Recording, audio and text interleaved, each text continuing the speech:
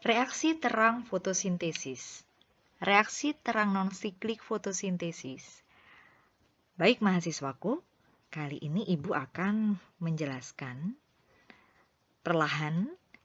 Kalian amati terlebih dahulu gambar reaksi terang non-siklik fotosintesis yang sudah Ibu beri.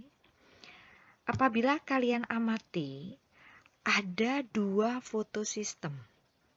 Fotosistem pertama dan fotosistem kedua.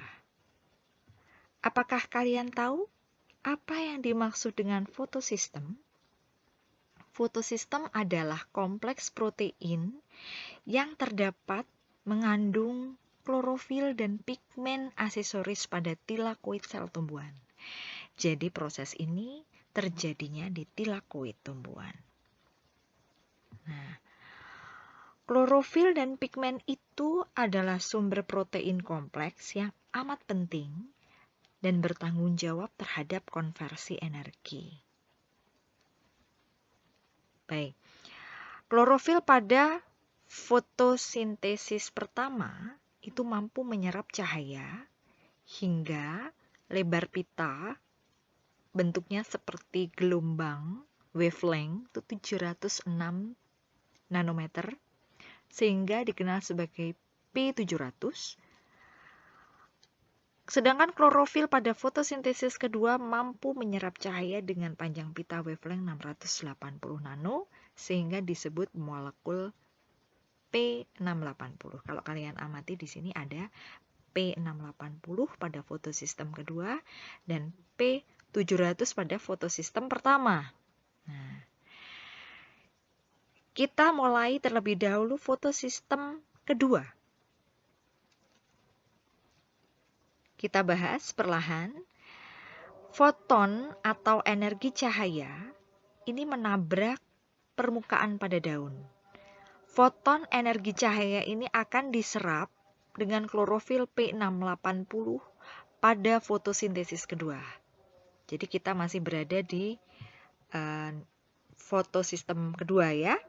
Nah, energi yang dihasilkan cahaya matahari akan masuk dalam satu molekul P680 yang sampai ke aseptor primer atau sampai ke pusat reaksi dari fotosistem kedua atau yang kita kenal sebagai reaction center atau RC.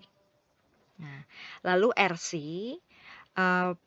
atau pusat reaksi fotosistem kedua ini akan terdapat sepasang molekul klorofil P680.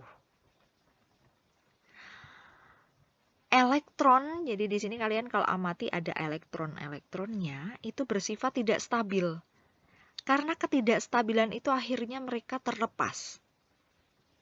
Nah, lalu dilepas lagi satu elektron ke RC, kemudian elektron itu akan dibawa rantai protein ya menuju PQ ini menuju kompleks sitokrom.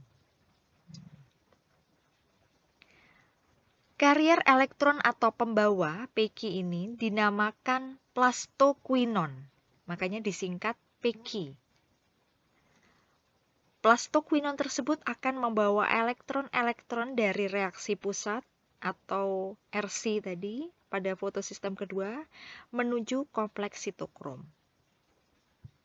Menuju ke kompleks sitokrom, terjadi di sini pemecahan molekul air yang menggunakan bantuan energi cahaya matahari. Lalu, dengan menggunakan bantuan matahari tersebut, disebut sebagai proses fotolisis. Nah, dengan kehilangan elektron dari PS2 tadi, akan ditutupi dengan adanya fotolisis ini yang akan memecah air maupun hidrogen, elektron, dan oksigen. Setelah hasil pemecahan oksigen dan ion hidrogen tersebut ke lumen tilakoid, oksigen tersebut akan dibuang sebagai hasil fotosintesis.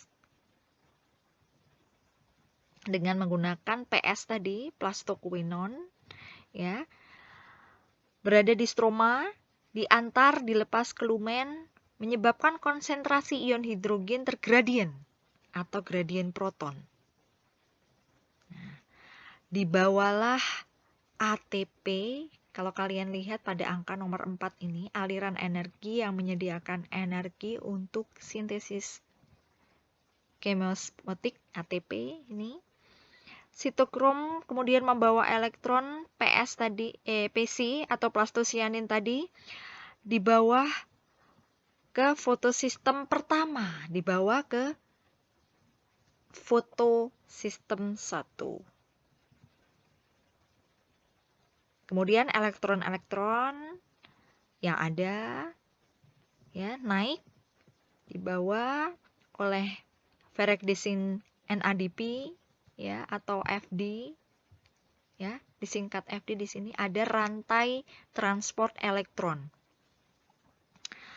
Lalu FD atau ferrexdicin NADP ini bergabung dengan hidrogen untuk membentuk NADPH. NADP reduktase membentuk NADPH. Dilanjutkan reaksi siklik.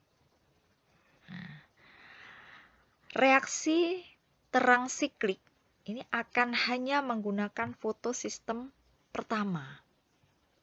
Bukan seperti pada reaksi non-siklik yang sebelumnya, yang terjadi pada kedua fotosistem, yaitu fotosistem 1 dan fotosistem 2. Jadi reaksi siklik ini hanya terjadi fotosistem 1.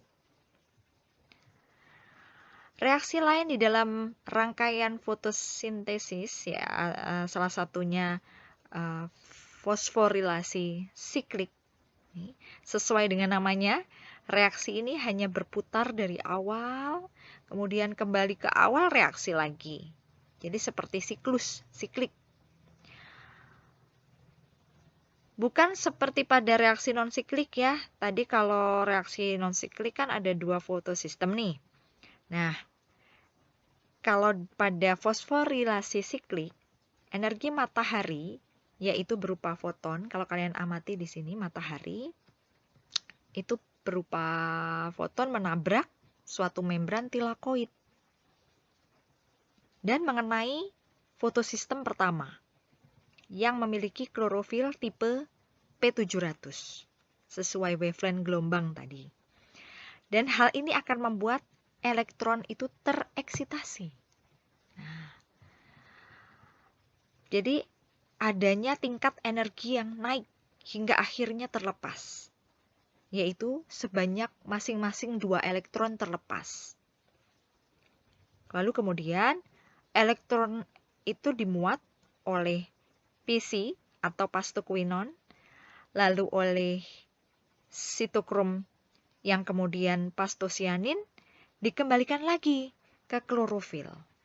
Nah, jadi tetap ada rantai transport elektron di dalamnya. Tadi kan ETS ini mengandung pastoquinon atau PC, sedangkan ETS mendapatkan ATP menjadi sitokrom. Jadi di sini plastosianin akan dikembalikan lagi ke klorofil.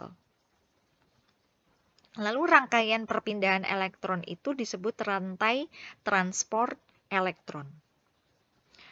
Kekuatan motif proton yang menghasilkan ion H+.